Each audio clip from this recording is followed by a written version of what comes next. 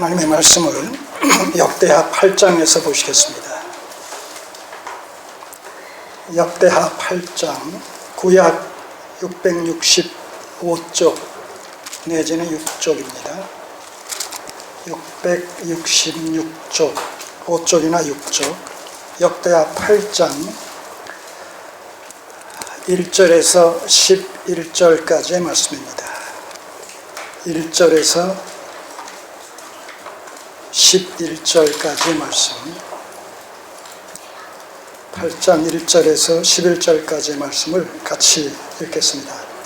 솔로몬이 여호와의 전과 자기의 궁궐을 20년 동안에 건축하기를 마치고 후람이 자기에게 준 성읍들을 다시 건축하여 이스라엘 자손으로 거기 거하게 하니라. 솔로몬이 가서 하바소바를 쳐서 취하고 또 광야에서 다드모를 건축하고 하맛에서 모든 국고성을 건축하고 또 윗 베드론과 아랫 베드론을 건축하되 성과 문과 문빗장이 있게 하여 견고한 성읍을 삼고 또 바알랏과 자기에게 있는 모든 국고성과 모든 병고성과 마병의 성들을 건축하고 솔로몬이 또 예루살렘과 레바논과 그 다스리는 온 땅에 건축하고자 하던 것을 다 건축하니라. 무릇 이스라엘이 아닌 헷 족속과 아모리 족속과 브리스 족속과 히위 족속과 여부스 족속의 남아있는 자 곧 이스라엘 자손이 다 멸하지 못하였으므로 그 땅에 남아있는 그 자손들을 솔로몬이 역군을 삼아 오늘까지 이르렀으되 오직 이스라엘 자손은 솔로몬이 노예를 삼아 일을 시키지 아니하였으니 저희는 군사와 장관의 두목과 그 병거와 마병의 장관이 됨이라. 솔로몬 왕의 공장을 감독하는 자가 250이니라. 저희가 백성을 다스렸더라. 솔로몬이 바로의 딸을 데리고 다윗성에서부터 저를 위하여 건축한 궁에 이르러 가로되 내 아내가 이스라엘 왕 다윗의 궁에 거하지 못하리니 이는 여호와의 궤가 이른 곳 다 거룩함이니라 하였더라. 아멘. 기도드리겠습니다.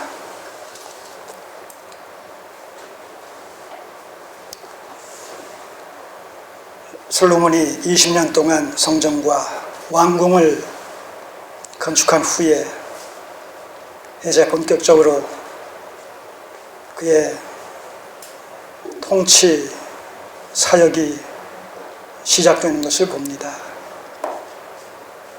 하나님께서 함께해 주심으로 말미암아 고요하고 단정한 가운데 안식 가운데서 20년의 기간을 성전과 왕궁 건축에 할애할 수 있었고 이제 그 하나님께서 동일하게 다윗 언약의 근거에서 그 나라를 견고하게 붙들어 주심으로 말미암아 주변 이방 민족들을 정복하는 가운데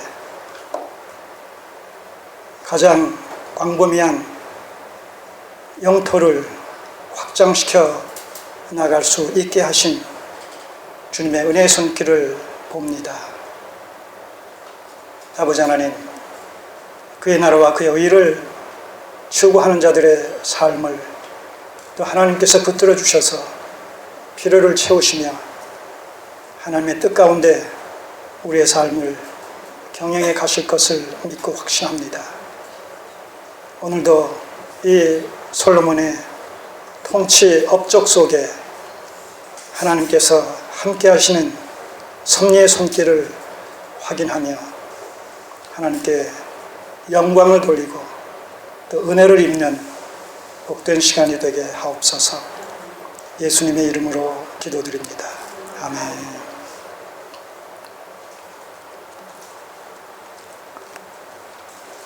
솔로몬의 통치 업적이라는 제목으로 솔로몬의 통치 업적이라는 이런 제목으로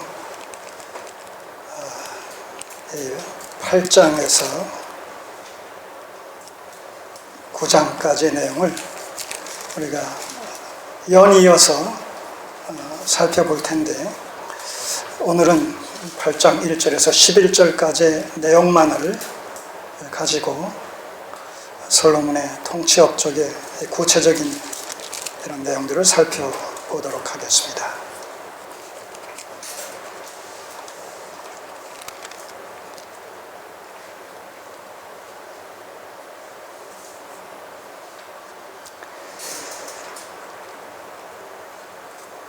하나님께서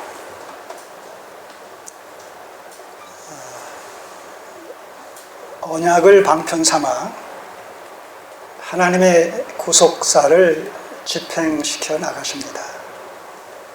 언약을 방편 삼아 하나님의 구속사를 집행시켜 나간다라고 할 때 그 언약은 하나님의 구속사를 해석하는 수단과 방편이 된다는 의미가 성립이 됩니다. 그래서 하나님의 언약에 대한 바른 이해는 하나님의 구속사를 또 바르게 해석할 수 있는 첩경이 되어진다. 그래서 하나님의 구속사와 이 언약은 상호 밀접하게 서로 연관이 되어 있습니다. 그런 의미에서 이 역대기서는 역대기 상하를 막론하고 다윗에게 하나님께서 맺어주신 왕국 언약, 다윗 언약이라고도 얘기하고 다윗의 왕국 언약이라고도 이야기하는 이 다윗 언약 내지는 다윗의 왕국 언약을 중심으로 재해석을 하고 있는 내용이 바로 이 역대기 상하입니다. 그런 의미에서 역대기 상하는 이미 과거의 역사를 가지고 이제 미래지향적인 관점에서 해석을 하고 적용을 시키고 있다라는 사실을 우리가 놓치면 안 된다는 것이죠. 왜냐하면 이 역대기서의 내용은 그 근간이 열왕기서란 말입니다.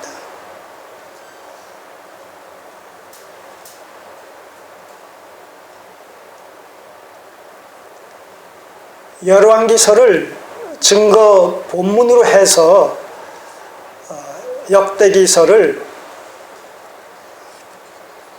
재편집했다 이렇게 해도 과언이 아닙니다. 그렇기 때문에 이 역대기서 기자는 열왕기서 기자와 이스라엘의 역사를 기록한 사관에 있어서 다르다는 거예요.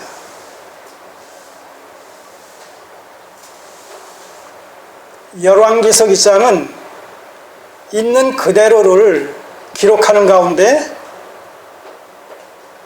결국 순종하지 못함으로 말미암아 우상 숭배함으로 말미암아 멸망당할 수밖에 없었다라는 바로 이런 신명기의 역사관, 순종하면 복을 받고 불순종하면 화를 입는 이런 신명기적인 역사관을 가지고 열왕기서를 기록했다. 이렇게 우리가 정리를 할 수가 있습니다. 그런데 역대기서는 동일한 이스라엘의 역사를 가지고 다윗 언약을 통해서 그 역사를 재조명하는 거예요. 다윗 언약에 근거해서. 다윗 언약의 궁극적인 목표가 뭡니까? 목적이 뭡니까? 다윗의 후손으로 말미암아 성전을 건축하게 하시고 그로 말미암아 하나님의 왕국을, 하나님의 나라를 세우시고자 하신다는 것이 다윗 언약의 궁극적인 핵심 주제입니다. 자, 그러다 보니까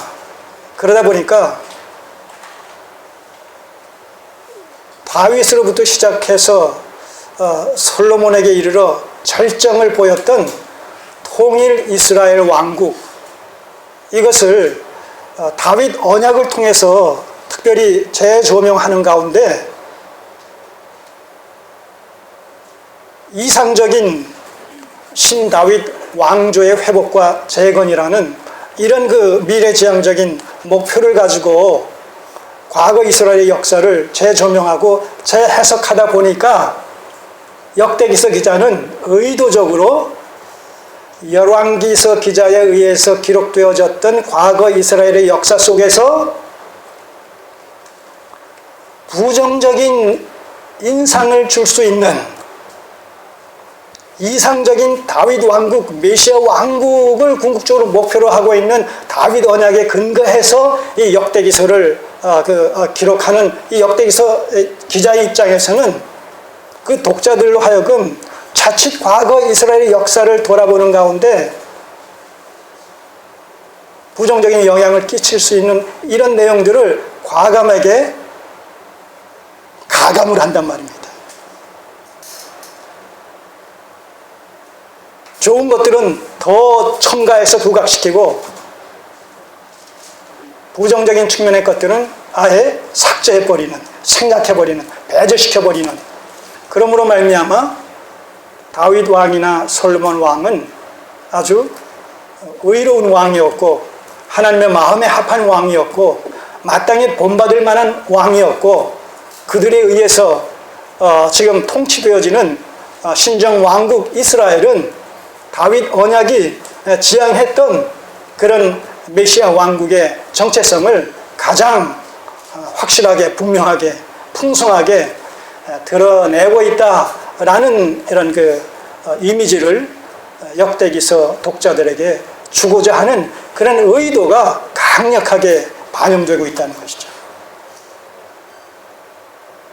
이런 예비 지식들을 우리가 관점들을 갖고 우리가 이 역대기서를 계속 읽어 나가야지 왜 열왕기서에서는 부정적인 측면으로 기록한 것을 갖다가 왜 여기서는 역대기서 기자는 긍정적인 측면으로 기록을 했는가 이렇게 자칫 오해 아닌 오해를 살 수도 있다는 것이죠.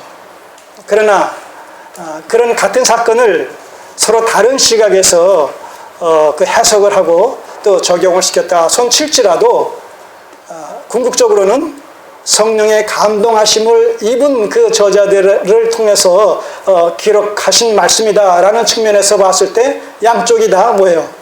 하나님의 계시의 말씀으로서 조금 더 부족함이 없다라는 사실을 우리가 놓치면 안 되는 거죠.